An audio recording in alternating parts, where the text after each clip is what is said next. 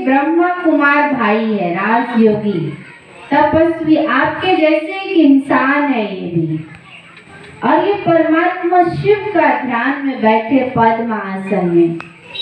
आप चाहे जैसे भी बैठ सकते, जैसे आराम मिले, बैठ करके अपने मन और बुद्धि का तार परमात्मा के साथ जोड़ा है, कनेक्शन ईश्वर के साथ जोड़ करके वो ध्यान करते हैं। और ध्यान करते ही वो ये सारी शक्तियां प्राप्त कर रहे हैं। ये 8 शक्ति है। कितना है? 8 है। आप गिनती कर सकते हैं, मैं गिनती करके भी बता देती हूँ, सुनिएगा। 1 2 3 4 5 6 7 8 है। 8 शक्तियां हमें ईश्वर से मिलता है। किससे मिलता है? ईश्वर से। परमात्मा शिव से मिलता है। और तब मिलता जब हम अपने मन का, बुद्धि का तार परमात्मा शिव के साथ जोड़ते हैं। सबसे पहला शक्ति इसमें दिखाया समेटने की शक्ति। समेटने की शक्ति में क्या दिखाया? बिस्तर और पेटी। घर से आप 4 दिन के लिए कहीं तीर्थ यात्रा पे बाहर जाते हैं तो क्या करते हैं? घर की सारे कारोबार समेट लेते हैं और बिस्तर पेटी भी समेट करके, बांध करके, अच्छे से ताला लगा करके फिर लेके यात्रा पे चलते हैं। यदि आप अच्छे से नहीं बांधेंगे तो खुल के बिखर जाएगा ना, तो बिखरेगा तो बुद्धि उसमें बट जाएगा। तो वो घर है, रिश्ते हैं, परिवार है। अगर उन सारी चीजों से, संपत्ति से अपनी बुद्धि को नहीं समेटा तो जा रहे तीर्थ पे भगवान को याद करने, पूजा करने, बुद्धि कहाँ रहेगा? घर में। हमने तो घर खुला ही छोड़ के आया, ताला ही नहीं लगाया बक्सा में, परिवार को ये बात बोल के नहीं आए। आप जा रहे तीर्थ पे भगवान के पास, भगवान को याद करने, लेकिन बुद्धि कहाँ है? घर में। तो शक्ति मिलेगा? शिव बाबा याद रहेगा? घर याद रहेगा। इसलिए भगवान ने कहा कि सबसे समेट लो इस बिस्तर और पेटी के तरह। जैसे इसको समेट के एक स्थान पे रख दिया, उसी प्रकार हमें अपने मन और बुद्धि को सारी जिम्मेवारियों से समेट लेना है। और किसको याद करना है? परमात्मा को।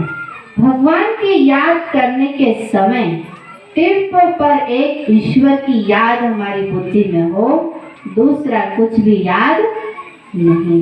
उसी को कहते हैं योग। और योग द्वारा शक्ति प्राप्त करना। ये समेटने की शक्ति दिखाया। और यहाँ दिखाया है सहन शक्ति। सहन शक्ति कितना अच्छा है। थोड़ा और उधर जाइए तो सहन करने की शक्ति में दिखाया। एक छोटा सा बालक है, वो जमीन से पत्थर उठाया और पेड़ में मारा। तो पेड़ में जब पत्थर मार रहा है तो पेड़ से फल टूट के जमीन पे बच्चे के पास गिरा। पेड़ ने क्या किया? उस पत्थर के मार सह कर भी उस बच्चे को मीठा फल दिया ना। पेड़ चाहता तो फल नहीं भी दे सकता था, लेकिन वो पेड़ पत्थर की मार सहन कर लिया और उस बच्चे को खुश करने के लिए फल दे दिया, वो भी मीठा फल। आज के समय में एक बच्चे दूसरे को थप्पड़ मार दे तो भी पलट कर मार देता है। सहन कर पाता? नहीं कर पाता। तो कहने का मतलब है, जैसे वृक्ष सहन करके बच्चे को खुश किया, तो आप भी छोटी छोटी बातों को सहन करके उसे सुख देने का प्रयास कीजिए, खुशी देने का प्रयास कीजिए। लेकिन आज होता क्या?